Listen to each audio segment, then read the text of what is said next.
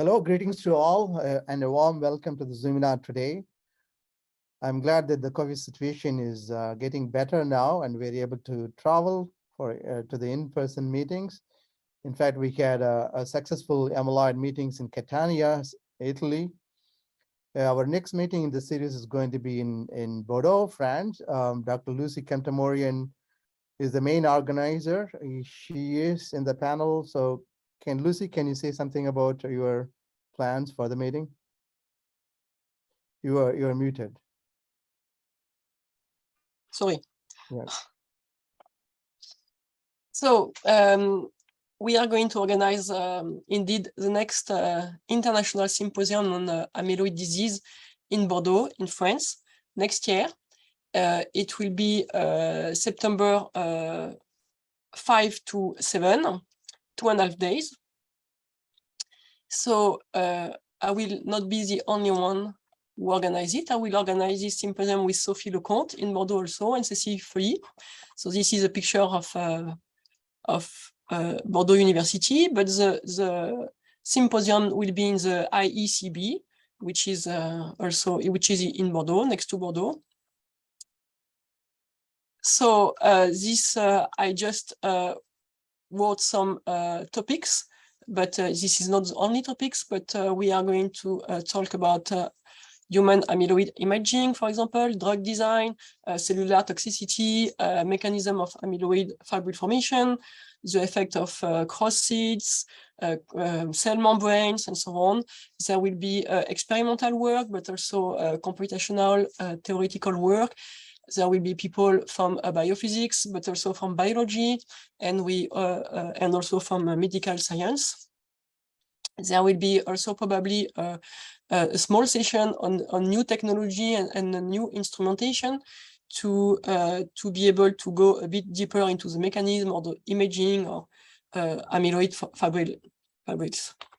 So we target, of course, researchers from academic and industry, all students, graduate, PhD, postdoc, and physician scientist. So we are planning to do an excursion in the Bordeaux vineyard to welcome you in a nice way to this nice place, and we will have a wine tasting to a vineyard. So we hope to see you next year in person in Bordeaux, in France, in September. Sounds great. Thank you very much, Lucy. So today's speaker is Dr. Aaron Wilber from Psychology and Neuroscience from Florida State University, Tallahassee. I also would like to welcome Professor Samuel Grant from the Biomedical Engineering from Florida State University. He will be the host for today's ZOOMinar. He's going to introduce the speaker and handle Q&A session. So Sam, back to you. Thanks very much, Rams. Yes, my name is Sam Grant. I'm a professor of chemical and biomedical engineering at Florida State, and I'm also the director of the MRI program at the National High Magnetic Field Lab. But my pleasure today is to really introduce Dr. Aaron Wilber. He's an associate professor of psychology at Florida State, and he's performed his graduate work at Washington University and the University of Indiana, with postdoctoral work at the University of Lethbridge and UC Irvine.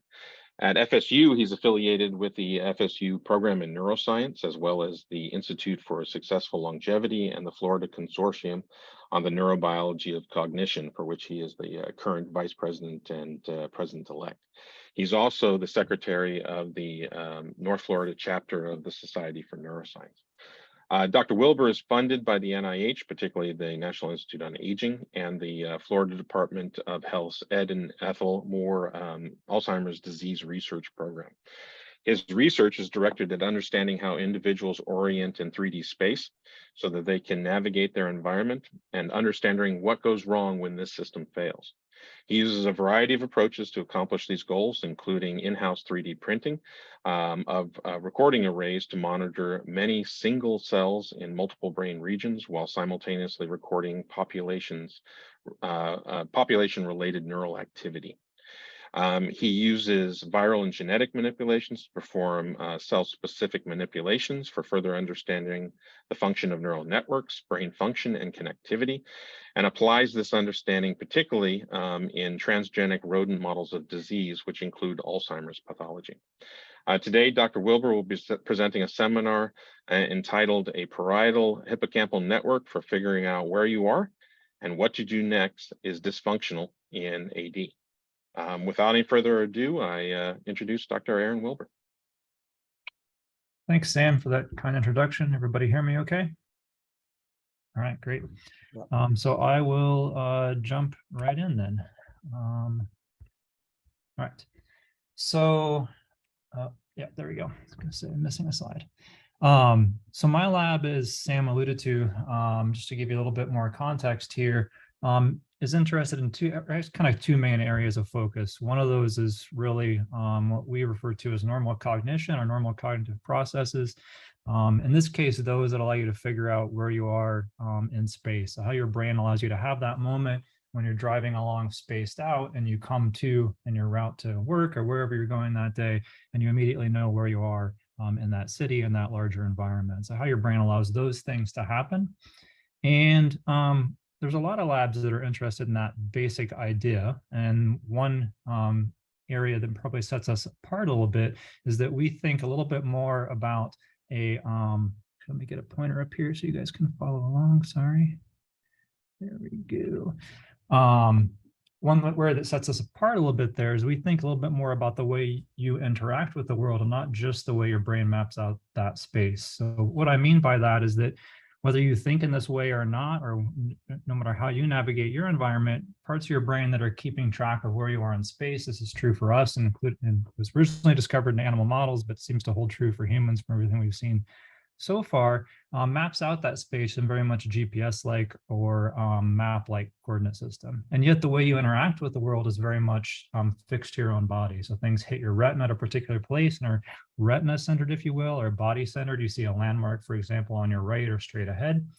So my lab's become interested in how you interface between those two ways of mapping out space. The way you initially interact with it and the way you move in your environment is, again, very much body-centered. And yet, for whatever reason, whether you're aware of it or even if you're not, maybe even behind the scenes, your brain is mapping out space very much in this map-like scheme.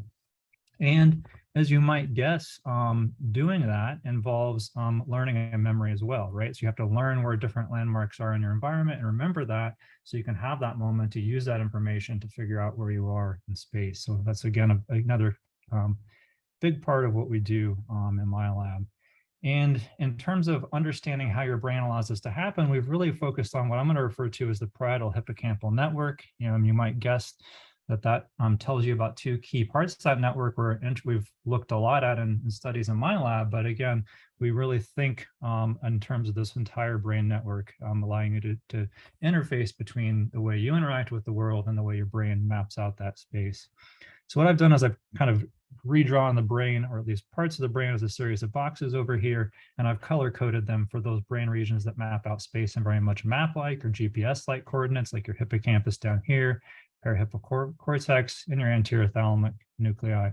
And then I've color-coded in red brain regions that are very much body-centered in the way they allow you to interact with the environment. So your motor cortex executes body-centered actions, and your sensory cortex generally is really fixed to your body and the way information is coming in, both touch and also visual, all those senses. And then where we spent a lot of time, we've gotten more interest, these regions in the middle that are colored green and orange, that seems to have a mixture of encoding. Both they encode information both in map-like coordinates and also in body-centered coordinates. That's true of retrosplenial cortex and also parietal cortex. We're going to spend a little time today. And so this is about half of what people in my lab are doing. And the other half is looking at these same systems and same abilities in the context of disease. And a lot of our work is focused on Alzheimer's disease. We do have a little bit of money to look at some prenatal alcohol exposure and what that's doing to these same systems as well.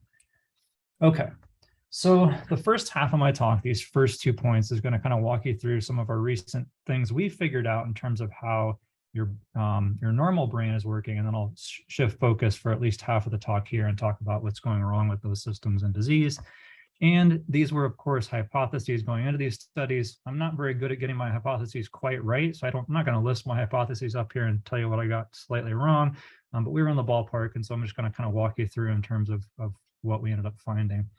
So I'm going to start talking about how parietal cortex, as I just showed you, encodes both in body-centered and map-like representation frames, but the way parietal cortex is really organized or set up kind of positions it nicely to be an output for that, or a nice interface connecting those map-like representations to body-centered representations. So I'm going to tell you about a study that we use to figure parts of this out. So the way this task works, shown on the lower left here, is that a rat will is positioned on an arena, and we're tracking its position on that arena live during the experiment. And then as the animal locates one of these cue lights, it has to run to that cue light and put its head over it in order to get a reward. In this case, a brain stimulation reward. It's a direct stimulation of the reward pathway in the brain. And using these kind of studies, we found that many different single cells encode many different things in the environment. Position of the cue lights, the animal's body movements, all kinds of different things. So single cells recorded by one of our recording elements called a tetrode are doing many different things. And what I'm going to tell you about now is what we found if we looked actually at the multi-unit activities. So if we basically took all of the active cells in the neighborhood of a recording element and looked at that activity together to see if there's encoding present at a larger scale level. And we'll talk about what we found there. And what we ended up finding surprised us a little bit, that despite the fact that there's many different single cells in the neighborhood of one of these recording elements encoding many different things, we found that there was some common tuning across all of those single cells that seem to be doing very different things. And you can appreciate that even at the raw data level you can see here. So each of these red dots is just an action potential of any one of the cells in the neighborhood of a recording electrode shown on the left and a different electrode shown on the right. And what you can probably appreciate right away is that the one on the left seems to fire when the animal's going more straight, and the one on the right seems to fire more when the animal's turning to its left. Okay, and then we recorded this kind of activity over the course of our experiment, and we would advance each electrode further down into the cortex from day to day, so that over the course of the entire experiment, we recorded from different points along the depth of parietal cortex shown over here. Okay, and this is a pretty nice illustration of what we found. So if you look at these plots in the top left first, if you start in the middle at the bottom of the plot, what this is showing you is the animal's motion state, so its movement. And in the middle of the plot, just above the zero, is no movement. As you move to the left, that's turning to the left. And the further to the left you move on the plot, the faster the turn is. Same thing for right turns over here on the right. And then as you move up the plot, that's speed in the forward direction. And so what each square on this plot is showing you a different combination of turning and moving forward. And what you can appreciate pretty quickly from this plot is, and it's also color-coded by the activity rate of all of the cells, or the multi-unit activity, if you will, within the neighborhood of that recording element. And what you can see is that in this particular section of tissue recorded here, if you compare activity from 2 sessions, you can see a very stable pattern of activity where this particular part of the brain seemed to fire when the animal is moving straight forward in space. So this module, if you will, I'll refer to it as, did that. And this wasn't just true of this nice little example I showed you here. We used a pretty rigorous criteria for if these modules were truly encoding these motion states. And what we found is nearly every recording element was recording activity that seemed to fit this category of encoding a particular motion state. Another example over here of a different chunk of tissue that seemed to be active. All the cells in that neighborhood seemed to be active for a right turn, for example. And this wasn't just true for a given session. This was also true across depth. So if you recorded, if you track the same electrode as it moved down through the cortex, you could see that that encoding remained highly stable and seemed to consist of the same kind of encoding as the electrode moved through the depth of the tissue. And again, that wasn't just true of this example, that was true of almost all of the data recorded. So this really seemed to be a prevalent encoding state in parietal cortex, which is nice. But if it's truly important, if it truly is encoding what we think it is, you should also be able to use it to predict what an animal's doing. And that's what we did last year with this particular study. And so what we did now is we took the activity from half of our recording session, and we used that to build a model of, so we basically combined data from those all the different recording elements we were recording from a session, used that to build a model of what the animal was doing from moment to moment, so what its instantaneous motion state was. And then we tested that model blind to what the animal was actually doing on the second session. And what you can see is that this model was highly accurate at predicting the animal's current motion state. So all that together suggests that parietal cortex is nicely positioned for solving this kind of problem, at least for being the output for this kind of problem I'm going to illustrate here. This is something my lab's been spending a lot of time on recently. This idea that you might need to take information about map-like representation of space. So I'm new to Tallahassee here. I might need to remember where I am on my map of this, my mental map of the city, if you will, and turn that into the appropriate action when I arrive at an intersection like this one here near where I work. And remember that if I need to turn right, if I need to go home at the end of the day, but I might need to turn left at a different time or different spatial context to go and get my car fixed. So how do you turn that map into the correct action? Parietal cortex being organized around these motion states is nicely positioned to do this transformation, turning that map into an action. And of course, we don't think parietal cortex is doing this alone. So I'm going to talk a little bit about the network that's involved in that, both the hippocampus and also the anterior thalamic nuclei, what we think those two parts of the brain might be doing in terms of a brain circuit or even a brain network to help solve this problem. So next, I'm going to talk about the work of one of the graduate students in my lab, Christine Simmons. So we developed a new task to look at this idea that, that has been put out by a number of computational and theoretical models, but hadn't really been tested for the most part. We're one of the first to start testing this idea that your anterior thalamic nuclei provide an 8 head direction signal to this circuit. And for the sake of time, I'm going to skip over why this is. You're going to have to trust me, or I can tell you afterwards offline why this was the theory. But that HD information is critical for doing that transformation I talked about, taking a map and turning it into the action. So again, it's critical for the transformation component, specifically the transformation, allowing that to happen. So we wanted to look at the function of the ATN parietal circuit in exactly that, turning a place or a knowledge of a place and an action into the appropriate action. So the way this task works is each of these 4 places, a north, east, south, and west place, the animal has to learn to execute a particular action to get rewarded. So on the north place, it needs to go right to get a reward, and the east, left, so on and so forth. And so we trained animals to perform this task, got them up to criterion, and then we started inactivating either anterior thalamus, parietal cortex, or that circuit, inactivating the circuit itself.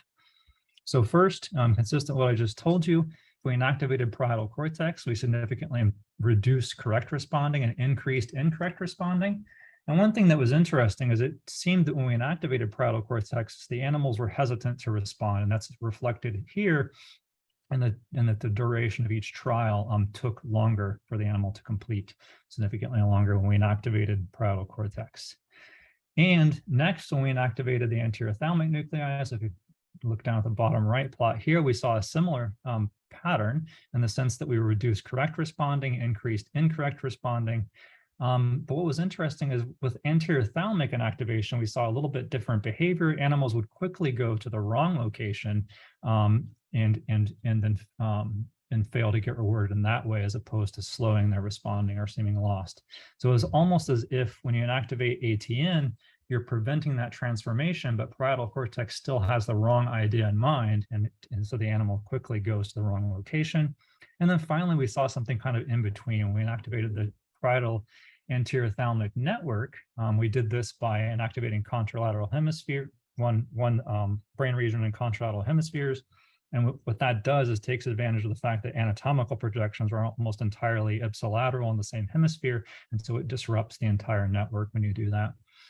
And when we did that kind of an activation, we saw, again, something in between, a reduction in correct responding, increased incorrect responding, and an increase, but not significant increase in the time it took the animal to solve the task. Okay, so this is consistent with the idea that anterior thalamic parietal cortex circuit is important for doing the transformation itself into action. So next, what we wanted to look at is start looking at this idea that, okay, if that's true, what about this hippocampal parietal piece? That information about the map needs to come from somewhere, and hippocampus is a good candidate for where that map information might be coming from. So we then wanted to look at both encoding and also inactivation studies to try and test this idea, now with a slightly different task.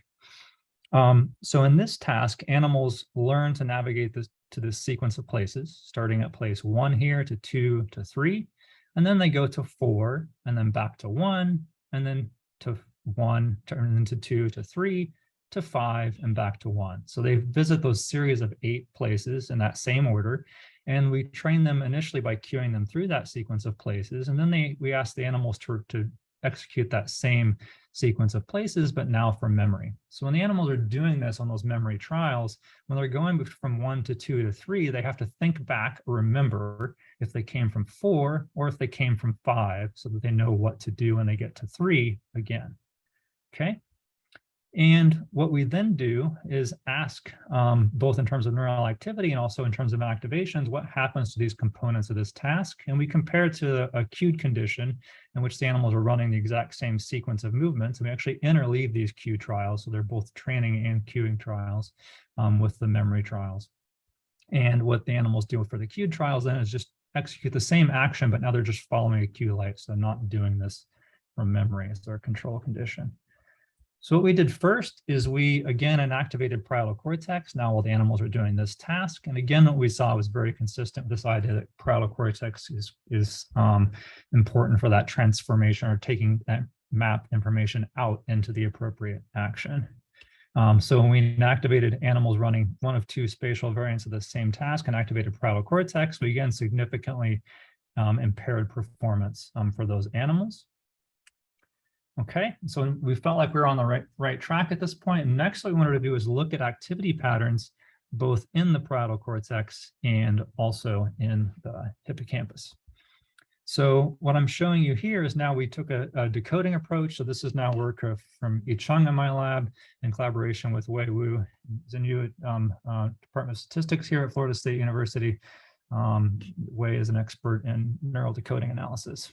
And what we did in this case was we now took activity from either parietal cortex or hippocampus, recording the same animals, and we tried to decode out what the animal was going to do when it reached zone 3 here. So we tried to both predict correct performance and also error trials using a neural decoding approach. So recording activity patterns in parietal cortex, using those to build a model, and then testing that model in trials where the model was now blind to what the animal's actual action was. And when we did this, we found that if we examined our decoding parameters, so how far back before that zone 3, we found a signal that was predictive of performance, and also the window of our decoding window size. When we varied those parameters, we often found there was a peak in performance, but we found it varied a little bit from one session to the next. So what we did is we just took the 4-bin average to try and capture that peak in that decoding performance as our measure of decoding accuracy. And we did this, and we compared this for light cued trials to those memory trials when the animal was running from zone 2 to zone 3. We found that parietal cortex activity patterns weren't terribly predictive during those cued trials. As you can see right away when you just look at the color of these top 2 plots, that they're much more in the blue end, so we're sitting closer to chance compared to those memory trials. And that wasn't just true of the example data set I'm showing you here, which is connected on a line on my plot up to the right here, but it was true of all of the data. So parietal cortex was significantly better at decoding what the animal was going to do on the memory trials than on the light cued trials. And we don't have a lot of the hippocampus data put together yet, but what we've looked at so far looks a lot like this, where hippocampus is not very good at doing the same test. Again, it tends to sit chance, a lot like we saw with parietal cortex for those light cued trials. Okay. So I think I'm pretty good so far on time, although I forgot to start a timer. So someone please let me know if I'm wrong about that. Okay, so what I've told you about so far is kind of testing the idea that this brain network that I've again drawn in boxes is important for taking a map coming out of the hippocampus and turning it into the appropriate action. And then I've talked about how anterior thalamic nuclei, either through interfacing with retrosplenial cortex or parietal cortex, may be important for doing the action, for actually performing the transformation, taking that map and turning it into an action. So this isn't just true in this top-down way I've been talking about it so far. My early work was actually looking at the same brain network in the opposite direction, taking the way you view a landmark, which is very much body-centered by nature, and turning it into a map-like representation of that same landmark. And this isn't just my work, this is the work of a number of labs that have very recently started to provide evidence and converging evidence that the circuit really is a brain network for both transforming in both directions, and this bottom-up body to world centered, and also top-down, if you will, world to body centered representation. Okay, and I tried to save plenty of time here to talk about what goes wrong in these same kind of brain networks, these abilities in the case of Alzheimer's disease. And I know I'm probably in the wrong group to do this, but I'll just be upfront and tell you that we looked at amyloid and tau, and at least in this case, tau ended up being a little bit better predictor of what the animal, what was going to happen in this next little piece here I'm going to tell you about. Okay, I think you all know Alzheimer's disease. I won't spend a lot of time here. You know that it affects a lot of people, and these numbers are going up. This is, I'm sure this is an old number, I think from about 2017. I'm sure this is higher now. I just redid the numbers for the United States. I know they went up quite a bit in the last 3 years in the US, so my guess is the world numbers did the same. And we all know that Alzheimer's disease involves formation of amyloid beta plaques and tau tangles, and those pathological hallmarks of Alzheimer's disease tend to precede cognitive impairments that come a little bit later. The relative timing of A beta and tau is a little bit debated, as you can just see by these two different models of how those two processes line up with each other. And that's also debate increases when you talk about specific brain regions, again, as I'm sure everyone here knows. But again, where my lab has spent time is really trying to push this cognitive piece earlier. How early can we detect those cognitive changes to give us a better chance at catching the disease at maybe a more treatable time point? Okay, so this area was a good fit for us for a few reasons. You kind of hopefully appreciate those as I progress through this section of the talk. But first, it was a good fit for us because getting lost is one of the first symptoms in AD in humans, particularly getting lost in new surroundings. And those spatial problems aren't just true in humans, they're also true in pretty much every rodent model of the disease. And what's less true is exactly why what's changing in the brain, for example, or even what's changing in terms of the precise behavior. I'll kind of come back to that idea at the end of this talk, suggesting that maybe we've gotten even the behavioral reason for getting lost in new surroundings a bit wrong. So might just take a little closer look there. But anyway, so we set out to start getting a better handle on this problem by using a task that we hoped would emulate that condition, which humans tend to get lost in new surroundings.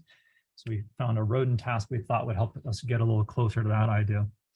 And so that's this task shown here. And the way this task works is our mouse or our rat. We use some of each model in my lab. We'll run down to this barrier and then run back to the start box. And they'll do that when they return to the start box, they're given a water reward. So we water deprive them so that they are motivated to do this. So they're basically alternating down to the end of a track and back to a start box. And then once they've got that down, we add the key component of this task where the animal on its outbound run here towards this barrier needs to stop at this reward location. I've marked nicely for you with this blue bar, but it's not marked in any way in the room. It's only marked on our camera and camera coordinates. And again, we're pretty much all of our experiments, we're tracking the animal's position in the room when it's doing our tasks. Okay, so what the animal has to do is stop in that reward location to get one of those powerfully rewarding brain stimulation rewards. So basically directly stimulating the reward pathway. And to get that reward, it has to initially pause for a short period of time. And over the course of training, we ask the animal to show more confidence by pausing in that reward zone for longer and longer periods of time. And what the animal has to do, or what the trick is, the animal has to use distal cues in the room to figure out where that reward location is. The reason for that is that between each trial, while the animal is consuming that start that water in the start box, it's completely enclosed. We slide the track very slowly below its vestibular threshold to a new location in the room. So we over the course of training, have a randomly selected list of start locations that the experimenter runs the animal through.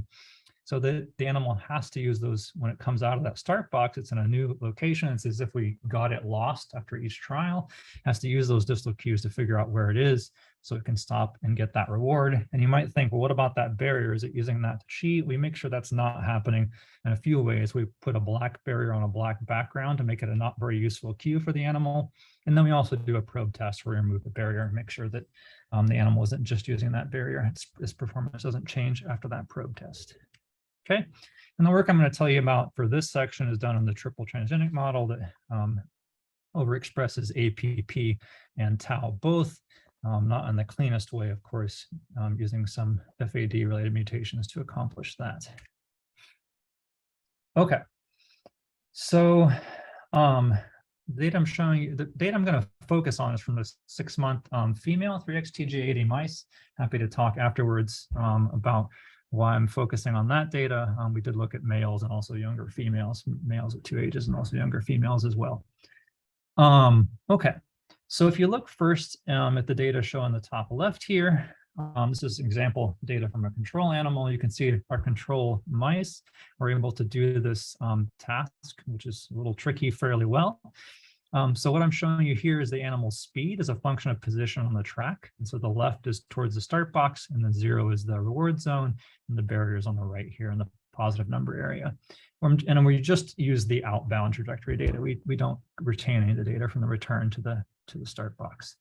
And so what you see is a control animal will initially leave that start box and run pretty quickly down the track, and then it will slow in this reward location to get its brain stimulation reward before running to the end of the track.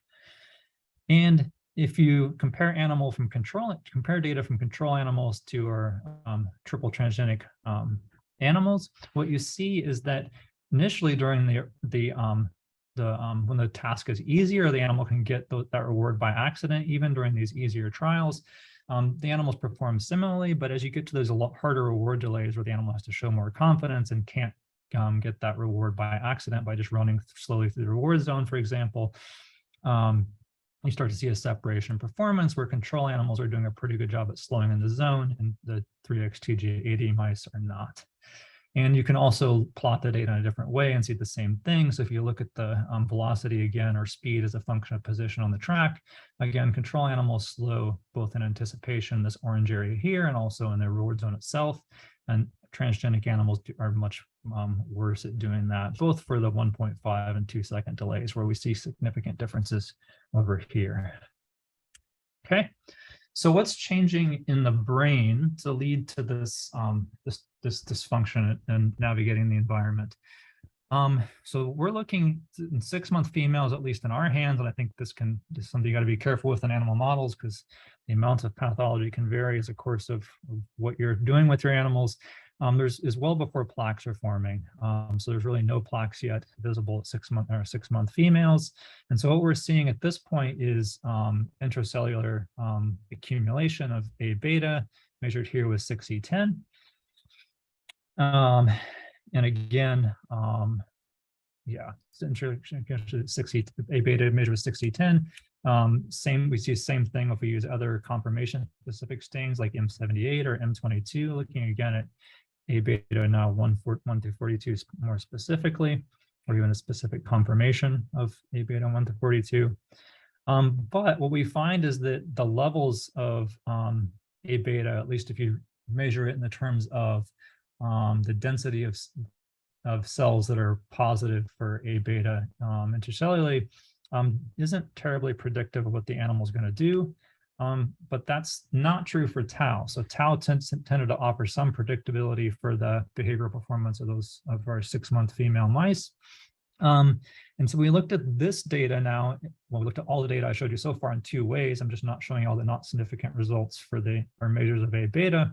But when we looked at tau, we could look both at individual brain regions and see if they were predictive of performance on that spatial task I just showed to you.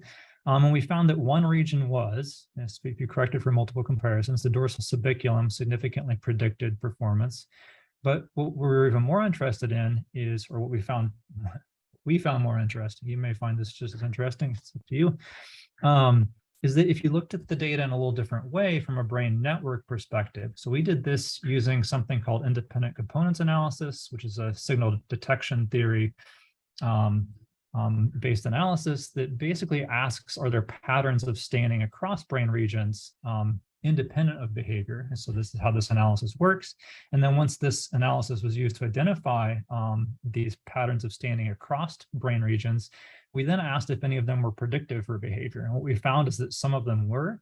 And what was interesting is the ones that were significant, the two that were significant I'm showing you right here, once we corrected for the many repeated comparisons we were doing, were the brain regions that stood out or that were the strongest drivers of that performance tended to be some of the ones I was just talking about in that same brain network from that normal systems into the labs. That was things like dorsal subiculum, retrosplenial cortex, and parietal cortex tended to be the strongest drivers of those correlations. Okay. So this suggests that dysfunction in that same network we're looking at seems to be important for, at least in our mice, getting reoriented in new surroundings, suggesting this brain network might be key driver of that spatial navigation impairment in Alzheimer's disease. But one thing we wanted to look at next is this idea that, yes, it could be that the navigation network itself is dysfunctional, and that's what's driving the impaired behavior. But it also could be that memory is playing a role, right? So I talked about how the memory is obviously inextricably linked to being able to these navigation kinds of learning and memory experiments, including the ones I just showed you. And so we wanted to look at this idea that really came from a study in the same mouse model back in 2005, where they showed a different spatial navigation task. If you look from one day to the next, there was quite a bit of forgetting. So if you just look at all you really need to look at in this plot are the green circles, and you can see there's quite a bit of drop in performance. So low numbers are better performance from one day to the next. But within a day, there seems to be a learning curve that doesn't look terribly off, right? So suggesting that a lot of what might be happening is forgetting. In our particular task, we found evidence that it's probably not only forgetting. There does seem to be some navigation system dysfunction. I didn't show you that data, but that was also true. So what we're looking at here really is, okay, the navigation system does seem to be having some problems, but is this also, at least, is a memory also playing a role here? And as you might guess, that I think that it's probably both from the data out of my lab, at least. So, the forgetting from one day to the next is interesting, because what happens from one day to the next? Well, you sleep in between, right? And it turns out that memory and sleep both seem to be key players in Alzheimer's disease, right? So this data is just showing you some data in humans linking together sleep and memory performance, not directly, but indirectly. So in this particular study, they found that the more A beta there was in prefrontal cortex, the less slow wave sleep activity you had. And the less slow wave sleep activity you had, the more your hippocampus was activated. So this is hippocampal hyperactivation playing into that whole literature. And the more your hippocampus was hyperactive, the worse you were at memory, your memory test, memory retention. So this gets at that idea that one thing that happens when you sleep is your brain will play back activity patterns representing things that happened while you were awake. And what we think these playing back of activity patterns does is a few different things. One, within a brain region, activity patterns will play back, and that probably involves putting together the component of that memory encoded by that brain region, for example, the visual component of memory by your visual cortex. But it's also true that your hippocampus seems to play a role in linking together those brain regions and components of that memory as a result. Okay. And what happens during sleep is that these activity patterns, both within a brain region and then also syncing of those activity patterns across brain regions, tends to occur. And it tends to occur not at normal speed, but anywhere from 7 to 20 times faster than it happened when you're awake. And we think the reason that's important is that's going to really optimize those cells for wiring together, right? So all this spike timing dependent plasticity is going to be enhanced, right, if you get more cells active close together in time in the right order. Okay, so we wanted to look at these ideas again on that 6-month female transgenic mouse, doing the same task I talked about. In this case, we focused on data from a virtual version of that task. So animals will run a lot more trials of that virtual version. That's important. More trials is important for these kinds of analyses. And so in this case, animals did our same spatial reorientation task I was telling you about, with a sleep session just before and just after that task. Okay. So first, our control mice were able to do the task pretty well. You can see they significantly slowed in the reward zone of our virtual task, just like they did on the real world version of that task. And our transgenic animals were impaired, so they performed significantly worse on our virtual version of that same task. Okay, so that's consistent with what we showed you before. And in terms of sleep, we wanted to look and see what was happening there. First of all, just characterizing sleep itself. And this is our first surprise in this study. So this animal will eventually develop sleep problems similar to humans, more fragmented sleep and less sleep. And if you look at 24-hour circadian sleep, at least to animals that are a few months older, although comparing pathology hasn't been directly done to our animals in this study, we saw as the opposite. Our animals actually slept more, and the length of each slow wave sleep episode, which would be a way to measure fragmentation of sleep, was actually longer. So their sleep was less fragmented than control animals. And this, combined with the data I'm going to show you next, looks a little bit like it could be compensation, although I don't want to jump the gun and say that's what it is for sure. There's obviously things to rule out before we can say that for sure. So the next thing we looked at was different population markers of those memory replay events. And one of those is the delta wave trough. So that's slow wave sleep involves down states and up states. And the delta wave trough is basically the bottom of the down state before the animal goes into an upstate transition. And then right after they went from an up or an active state into this down or inactive state in Cortex. And what we found is that the density of those delta wave events was really not different in our two groups of animals. And as a result, the number of events was also not different. So next, we looked at another marker called the sharp wave ripple. This is a hippocampal marker of replay within hippocampus. And what we saw for that is that sharp wave ripples were significantly reduced in density. So the density of those events was lower, but because those animals slept more, they had longer slow wave sleep episodes, the total number of sharp wave ripples didn't differ between our two groups. And then we saw the exact same pattern for cortical spindles, a memory replay marker in parietal cortex, significant reduction in density, but equal number as a result of that increased sleep. Again, making it look a little bit like compensation. So next one we're going to look at is syncing of these events across structures. So what we did for that was we did a temporal correlation, looking at the timing of delta wave troughs in cortex and sharp wave ripples in hippocampus. And we looked to see, we compared pre and post-task sleep. So in this case, pre-task sleep is a control for any hardwired activity patterns. And what we saw is that there were many data sets like this one in our control animals, where they're in post-task rest, the correlation of sharp wave ripples and delta waves troughs was much higher. So you're getting more syncing across brain regions in post-sleep.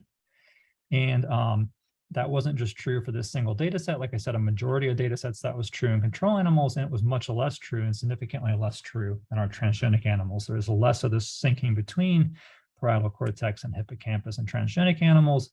You see the same thing if you just average this plot across all the data sets in animals, or even just across animals, not data sets, you get a significant increase in controls, and that's gone or absent in transgenic mice. And that syncing actually predicts performance the next day. So if you look at how strong that syncing was during sleep, the stronger your cortical hippocampal interactions were during sleep, the better you did on the task the following day. So you're predicting next day performance in control animals, and that relationship was absent in our transgenic animals. Okay, and then the last piece that I think makes this whole thing a little bit more interesting is if you looked at the patterns of activity within parietal cortex, those were relatively intact. So transgenic control animals had a number of replay events that were larger in post-sleep for majority of the data sets. And that was maybe a little less true, but not significantly different for our transgenic animals. And what makes that interesting is that suggests those activity patterns within a brain region that represent the components of a memory may be intact, but what's dysfunctional is really the syncing or the binding of the elements of that memory. And I don't know, it would be an interesting thing to follow up on and look for more evidence that that is true. Okay. And last, I'm going to talk with whatever time I have left, and I'm sorry that I didn't start a clock at the beginning. So again, if I'm going over, let me know. I can shut it down here and give you the short version of this. I'm going to wrap up just talking about looking at trying to fix the problem and not just characterize the problem in these animals. And for that, we wanted to focus on hippocampus. The reason we focused on the hippocampus is that the pathology in that study I just told you about in hippocampus was correlated with markers not just in hippocampus like sharp wave ripples, but also markers in cortex, delta waves and spindles were also predicted. The levels of those were predicted by pathology in hippocampus. So our thinking is, let's try fixing the pathology just in hippocampus and see how much that fixes everything. So to do that, we took advantage of this 40 Hertz optogenetic stimulation method that was published previously that's been shown to clear A beta and tau, both intracellularly and also extracellular plaques as well. And doing that by activating microglia and by allowing astrocytes to clear pathology into the vasculature as well. It seems to be the mechanism of that manipulation. So the way this works is you make a new triple transgenic PV-Cre mouse, and then you inject channel rhodopsin into the hippocampus of that mouse, and that channel rhodopsin is taken up just in the PV cells there. And that allows you to powerfully entrain those PV cells, which then allows you to entrain the entire hippocampal network. In fact, this approach is so powerful, we realized that when we do it, we actually only need to stimulate in the left hippocampus, and we can record in the right hippocampus and see we get very nice 40 Hertz modulation in our 40 Hertz stimulation compared to our sham stimulation. The sham is really a random Poisson distribution, so that the pulsing between the spacing between each set of pulses is semi-random, but focused on 40 Hertz. So you don't derive a 40 Hertz rhythm, but you really have the equal pulse density. Okay, and these stimulation sessions were done after our recording sessions. Okay, so as I told you before, control animals were pretty good at this task. Our 40 Hertz animals also seemed to slow in the reward zone, but not quite as well as our control animals. There wasn't a significant drop in velocity in the reward zone, suggesting we at least partially fixed the behavior. Maybe didn't fully fix it. And yet when we compared, and remember our transgenic and control animals, transgenic animals were significantly impaired if you compared them to control animals in our original study. When we compared our sham stimulated animals to our 40 Hertz animals, we did see some, again, significant reduction or improvement in performance in those 40 Hertz stimulated animals, but not quite as strong as the difference we saw in our original study. So it looks like we at least partially rescued the behavior, but maybe not fully rescued it. And when we looked at sleep in these animals, we really didn't see much for differences between our 40 Hertz and sham stimulated animals, but as in our original study, both sets of animals had significantly longer slow wave sleep episode length than those non-transgenic animals in our original study. Again, consistent with the fact we didn't really change anything in terms of the structures in the brain that would be driving sleep. So it's not surprising that sleep difference persisted. Okay. And we looked at those markers of memory reactivation, hippocampus and parietal cortex. We saw again that increase in slow wave sleep meant that there was no change in the number of events. There were some changes in density, again, comparing back to our original non-control animals. No differences between the sham and 40 Hertz stimulated animals. Okay, and then what about that hippocampal cortical interaction? Do we rescue that? And the answer is yes, we did. So again, our 40 Hertz animals look very much like our control animals. Sham stimulated animals look very much like those original triple transgenic animals as well. So we seem to have rescued those hippocampal cortical interactions during sleep. But this is where things start to get tricky. It turns out we didn't rescue the correlation with behavior. So those hippocampal cortical syncing events no longer predicted behavior performance as they did for our control animals on our original study. So we're scratching our heads a bit at that point because we're like, okay, well, how do we partially fix the behavior? And we also fix the syncing, and yet the syncing is no longer predicting behavior as it did in our original study. Well, our current thinking on this, I'd love to hear anybody's feedback or input on this too, is that what may have happened is that the accumulation of pathology before we started our clearing procedure may have changed the way the brain works. And so that by doing this 40 hertz stimulation, we were able to rescue the brain, but the mechanism the brain used to do that was different. So what I mean by that is that if you look at those individual markers, so delta wave trough events, for example, and sharp wave ripples, now only in the 40 hertz animals, those events do predict behavior, suggesting that the way the animal's solving the task may be different, and that if this different way of solving the task may not be quite as effective, which may be why we partially rescued the behavior. All maybes in there, as far as I've gotten so far. So I'm pretty sure I'm not doing great on time, so I'm not going to re-summarize everything I just told you about. We can do that at the end. I'm going to just end my talk here today by talking about where we're going in the future. And that's this idea that what may be happening in Alzheimer's disease is not that you're impaired at allocentric encoding of your environment, but you're impaired in interfacing between allocentric and egocentric. This comes from the fact that in humans, there's pretty good evidence for egocentric impairments, whereas in the rodent literature, we haven't really looked at egocentric tasks that are truly egocentric. We do stimulus response kind of tasks and call them egocentric. And so my lab started to look in the AD rat at this idea and looked at, by using a task that has a distinct allocentric component, a transformation component, and an egocentric component. So I hope to tell you about that next time giving this talk, maybe, or maybe not next time, maybe the time after that. So just wanted to acknowledge everybody in my lab. The bold names are the ones who contributed on a manuscript level to the work I just showed you today. And then collaborators who did the same thing are also shown in bold, knowledgeable of the funding we received to get this work done as well. And end by saying that we're hiring. I'm actually chairing a hiring committee right now. So if you're looking for a job or you know people that are, please send them my way, both hiring in my area and also to hires in cognitive and developmental cognitive neuroscience as well. All right, thanks everybody for your attention. I hope I got at least close on time. Thank you very much, Aaron. So we'll go ahead and open up the a Q&A for questions. You can either enter it into the chat, I think is probably the best way, or into the Q&A section. Maybe I'll start, Aaron, off with a quick question from me. So the involvement of the hippocampus, obviously, in Alzheimer's disease is well known. I'm a little surprised by some of your data, both in the non-transgenic, the wild type animals, as well as in the AD animals. The lack of involvement of areas outside of maybe the subiculum, and this was prior to some of your investigations of the 40 hertz stimulation. Do you think that reflects maybe not so much the impacts in hippocampal regions, but actually the connectivity between the hippocampus and the parietal areas?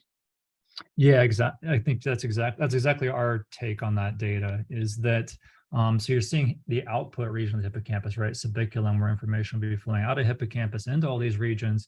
Pathology there is predicting performance. Yeah, and in that sense, it's probably just as detrimental to have changes in the output of hippocampal information as it is to change hippocampus itself. Absolutely. So that's our take on that data. How do you kind of rationalize then the 40 hertz stimulation with that kind of thought paradigm? Is the 40 hertz being transmitted through the same mechanisms, or is it completely kind of separated from those kinds of connections? Oh yeah, great question. Yeah, so there's two things going on there. So you were asking about the navigation data and and you could think of these as two partially distinct things, right? So you've got the navigation component where it's hippocampal outflow through subiculum that seems to be a key driver, and yet you've got what we saw in the memory study, looking at memory dynamics during sleep, where then pathology within hippocampus was the driver, right? So in that study, it was hippocampal pathology that seemed to be a really strong predictor. Again, it surprised us. Hippocampal pathology was predicting things it shouldn't be able to predict, like brain dynamics and parietal cortex.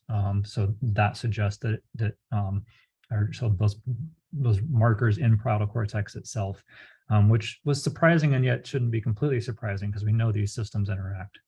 But yeah, pathology in parietal cortex didn't predict in that case, right? It was really pathology in hippocampus. Interesting. So from the memory piece, it was hippocampus itself. For the navigation piece, it was hippocampal outflow through subiculum that was maybe a little stronger driver.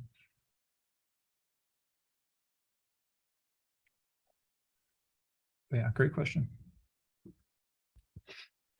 A great talk, Aaron. This is not my area of expertise, so I'm going to ask a very naive question. You mentioned about the 40 hertz stimulation. How does this work in the molecular level? Is it only clearing A beta specific isomer, or does it clear all the A betas, or does it do anything to other amyloid proteins like tau or synuclein? Anything known about that?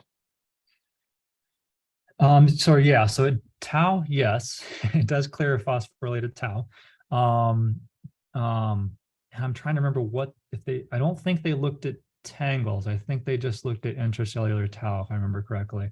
But that's my memory, so it's not perfect. I could be wrong there. In terms of A beta, what's clearing? They looked at plaque. I mean, I think I showed you the data for plaque density and plaque size. And they also showed, I believe it was a reduction. They did something else with intracellular A beta as well.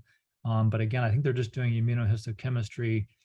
I don't remember for sure if they did A beta 1 through 42 even in that study. We have done that in my lab. We have at least preliminary data showing clearance in some of those same regions in terms of the same markers I just showed you. But beyond that, I don't know of any studies looking further into the A beta mechanism. I think that's pretty wide open. Again, as far as they've gotten with mechanisms, you're seeing microglia tend to be a higher proportion of microglia in a phagocytic state. Again, just looking at microscopy data, and then have some more recent data. That was the astrocyte piece I was mentioning, increased astrocytic clearance into the vasculature is a theory, and I can't remember the details of how they pieced out that seemed to be the mechanism. And that's some of that data is 40 hertz doing hippocampal stimulation, like I just showed you, and then they also do the visual stimulation and then combined visual and auditory stimulation. And again, we're doing all of those things in my lab too. And basically the difference is those less invasive stimulation procedures also tend to engage more parts of the brain. So you get, in theory, clearance across more brain regions. And that's the data where they're starting to get human clinical trial data that's looking like they're getting some significant effects in humans as well. Very interesting. So Aaron, I have another quick question, and it's kind of more of a what you think type of question. You showed with the early work, the non-memory work, that tau was predictive, but A beta wasn't in your hands. Do you think that's because tau is representative of later term pathology, or do you think that there's something actually related to the deposition of tau?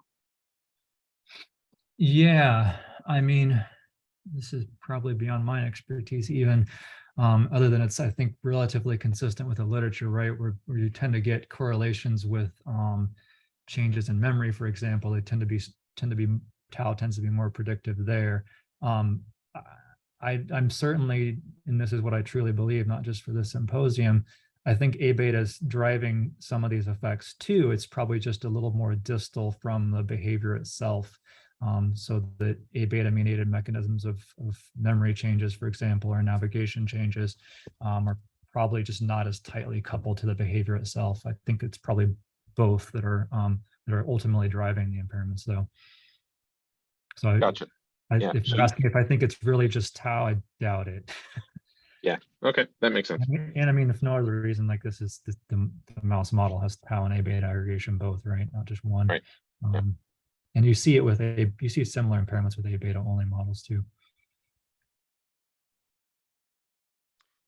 Okay, I have just a very naive question, because this is something outside my normal area of expertise. You mentioned that tau accumulation in the hippocampus is a very effective predictor for disorientation in these animal models. but it's not clear to me what is known about beta amyloid aggregation. Is there any known connection with the disorientation in mice? Yeah, so it was tau in really, so it was tau in subiculum and also cortex that was the strongest predictor for navigation. And it was A beta in hippocampus that was this a significant predictor. So that was A beta, just to be clear, in hippocampus for the memory impairment in terms of at least predicting brain dynamics related to memory in the later study. And so just wanted to make sure I fleshed out those two pieces. Now, what was your question about that? Yeah. Yeah, I'm sorry, because this is something that, so I'm a chemist and a biophysics. Yeah. So it is difficult for me to orient myself in the hippocampus, and the cortex is something that's not easy. Yeah. But your answer is perfectly clear to me. Thank you. Okay, that answer your question. Good. Okay.